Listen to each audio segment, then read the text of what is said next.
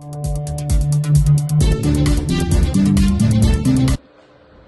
bonjour à tous et bienvenue dans votre journal Alternative économique.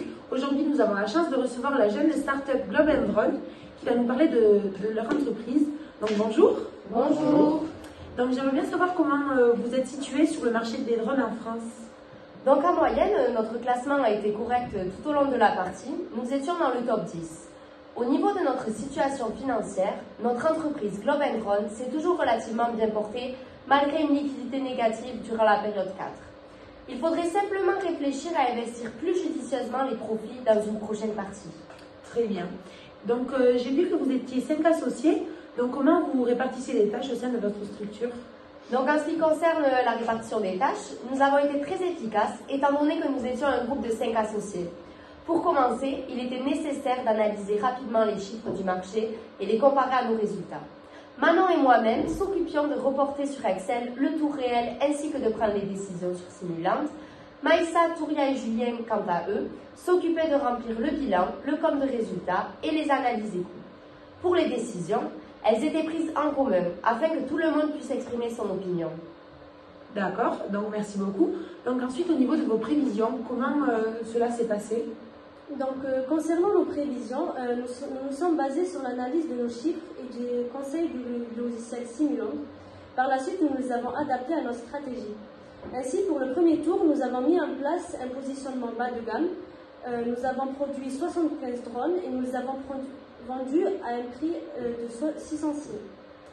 Au deuxième tour, nous avons donc diminué le prix de vente de 5 signes et nous avons augmenté les commissions des commerciaux. Pour les inciter à vendre plus, nous sommes passés d'un pourcentage de 7 à 8. En prévision du troisième tour, nous avons mis en place un budget augmentation clientèle pour augmenter nos ventes et nous avons donc décidé d'embaucher 5 salariés supplémentaires et nous avons mis en place un programme de fidélisation. En T4, il fallait anticiper le paiement de l'impôt sur l'année, mais également les coûts engendrés par la panne d'électricité que nous avons pu pallier en utilisant l'énergie renouvelable. En ce qui concerne T5, nous avons investi dans la recherche et le développement. Notre budget recherche et développement a augmenté de 400 centimes sur cette période. Cet investissement était nécessaire afin de passer au niveau supérieur. Pour T6, nous avons définitivement changé notre fournisseur de matières premières. Nous avons fait le changement en T5. Cependant, en T6, nous avons fait le choix de rester avec ce fournisseur car nos ventes ont décollé. Pour finir en T7, nous avons une liquidité positive. Nous avons décidé d'augmenter fortement notre publicité et notre recherche et développement. Cependant, nous avons augmenté ces derniers un peu tard dans la partie. Très bien. Donc ensuite, afin d'augmenter votre notoriété, je suppose que vous avez réalisé de la communication. Donc est-ce que vous pouvez m'en parler, s'il vous plaît? Oui, tout à fait. Afin de faire la promotion de nos produits, nous avons décidé de créer une affiche publicitaire mettant en avant notre slogan et notre produit. Cette affiche est visible sur les côtés gauche et droit des bus, ainsi que sur des panneaux publicitaires présents un peu partout dans la ville. Nous avons aussi créé un site internet. Ce site permet d'augmenter notre notoriété, puisqu'en effet, lorsque des personnes tapent le mot drone sur les moteurs de recherche, notre site apparaît dans les premiers liens. D'accord. Et financièrement, comment votre entreprise se porte? Globalement, nos liquidités ont toujours été positives, sauf durant l'année T4 où nous avons eu un découvert. Ces liquidités positives sont dues au fait que nous avons contracté un emprunt en T1. Cet emprunt nous a beaucoup aidé. Toutefois, après l'année T4, nous avons adopté une stratégie où nos recettes ont été plus élevées que nos dépenses. Donc nous ne dépendons pas uniquement de cet emprunt. Nous n'avons pas acheté de nouvelles immobilisations, donc les recettes dégagées par l'activité de l'entreprise nous ont permis d'avoir plus d'argent pour financer nos besoins au quotidien, tels que les charges de personnel par exemple. Pour conclure, au niveau de ces situations financières, Globe & Drone s'est toujours très bien porté.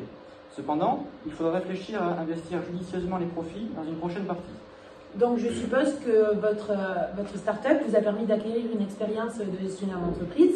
Est-ce que vous pouvez me parler de cette expérience, s'il vous plaît? Bien sûr.